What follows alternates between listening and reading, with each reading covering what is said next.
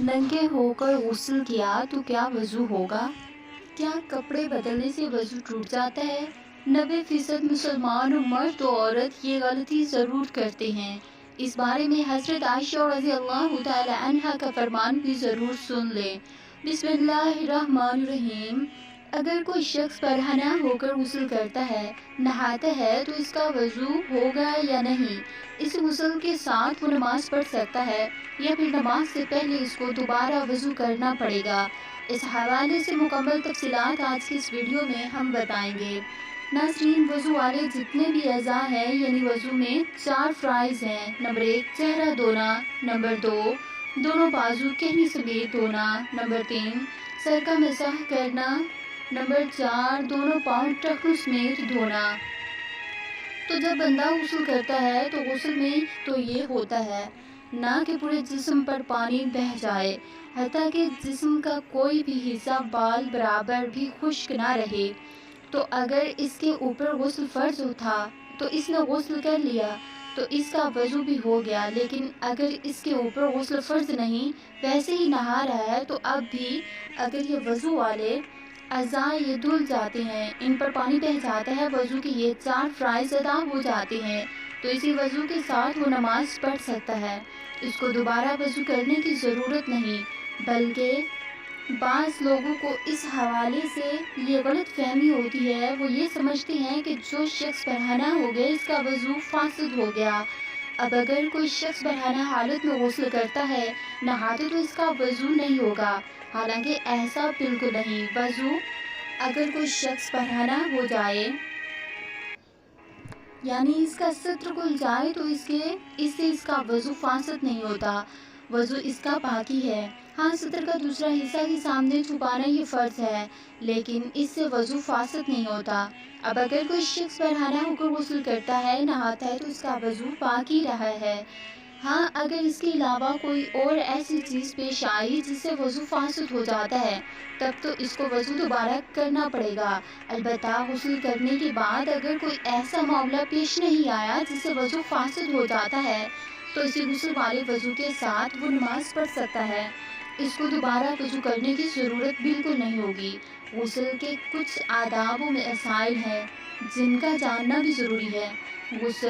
गुस्ल खाना में जाने से पहले बिस्मिल्लाहिर्रहमानिर्रहीम पढ़ लें। गुस्ल खाना में जाकर कोई दुआ नहीं पढ़ना। गुस्ल के बाद नमाज के लिए दोबारा वज़ू करने की ज़रूरत नहीं, जबकि गुस्ल के बाद कोई तब्दीली लाहक ना हो। जैसा कि हदीस शरीफ में उम्मुल मोमिनीन हज़रत आयशा सिद्दीक़ा रज़ियल्लाहु ताला अन्हा से रवायत है, और वो फरमाती हैं कि रसूलुल्लाह सल्लल्लाहु अलैहि वसल्लम गुस्ल के बाद वज़ू नहीं फरमाते।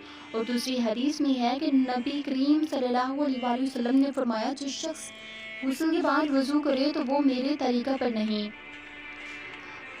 और बरहना होकर गुस्ल करने से गुस्ल हो जाएगा, मगर गुस्ल करने में एहतियात यानी बंद जगह गुस्ल खाना वगैरह में नहाएं कि सब के सामने सत्र खोलना हराम है, जिसकी वजह से गुनहगार भी होगा। जैसा कि अल्लामा अहमद अली रहमतुल्लाह अलैह फरमाती हैं, इसी जगह नहाएं कि कोई ना देखे, और अगर ये ना हो सके तो नाक से घुटने तक के अज़ा का सत्र तो ज़रूरी है। अगर इतना भी मुमकिन ना हो तो तमीम करे, मगर ये गुंजाइश बहुत अलग है। मज़ीद फरमाती है कि अगर गुस्ल खाना की छत ना हो तो नंगे बदन नहाएं, बशर्ते का बताई गई एहतियात हो तो कोई हर्ज नहीं। लिहाजा गुस्ल बरहना होकर हो जाएगा, और जबकि गुस्ल हो गया तो नमाज भी इससे गुस्ल से पढ़ना जायज़ व दुरुस्त है। नमाज हो जाएगी, लेकिन बेहतर यही है कि गुस्ल खाना वगैरह में भी सत्र करके नहाएं। सैयदना अबू हुरैरा रज़ियल्लाहु ताला अन्हा फरमाती हैं, रसूलुल्लाह सल्लल्लाहु अलैहि वसल्लम ने इरशाद फरमाया, सैयदना अय्यूब अलैहिस्सलाम बरहना गुस्ल फरमा रहे थे कि इन पर सोने की टिड्डियाँ आने गिरने लगी, तो वो इन्हें अपने कपड़े पर जमा करने लगे। तो इन्हें इनके रब तआला ने आवाज़ दी और फरमाया, ए अय्यूब, जिन्हें आप देख रहे हैं, क्या मैंने आपको इनसे गनी नहीं कर दिया?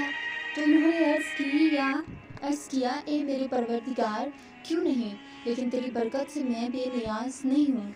अलबत्ता जहाँ मुख्तलिफ मर्द मिलकर गुस्ल करते हों, जैसा कि नहरों, तालाबों या स्विमिंग पूल्स वगैरह में, تو वहाँ बरहना होना जायज़ नहीं है। सैयदना जाबिर रज़ी अल्लाह तआला अन्हा फरमाते हैं कि रसूल अल्लाह सल्लल्लाहु अलैहि वसल्लम ने इरशाद फरमाया कि जो भी अल्लाह तबारक व तआला और क़यामत के दिन पर यकीन रखता है वह हमामों में शलवार के बगैर दाखिल ना हो।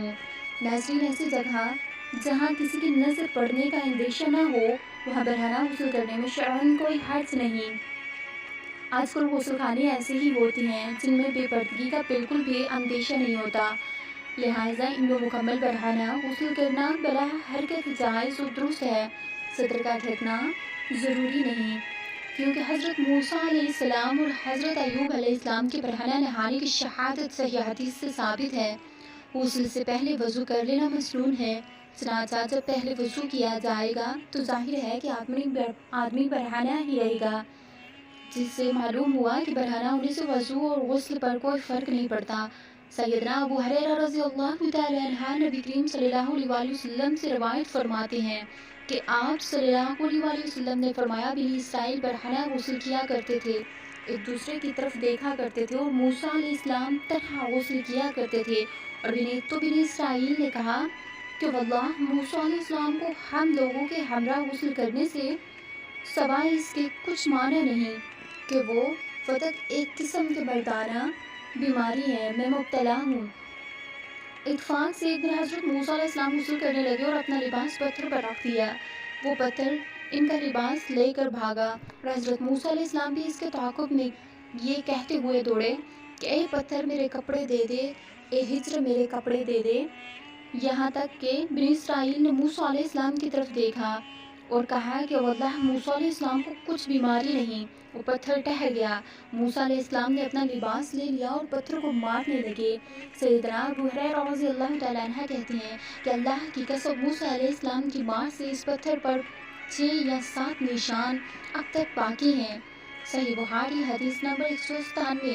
नाज़रीन, इसके अलावा वज़ू के टूटने के असबाब बारे में बहुत से सवालात होती हैं, कुछ गलत फहमियाँ होती हैं और इसके बारे में भी जान लीजिए। नाज़रीन, कपड़ों के ऊपर से हाथ लगाने या बगैर कपड़ों के इससे वज़ू नहीं टूटता। इस तरह गुस्ल के दौरान बदन के किसी भी हिस्से पर हाथ लग जाने से वज़ू नहीं टूटता और ना ही वज़ू दोबारा करने की ज़रूरत होती है।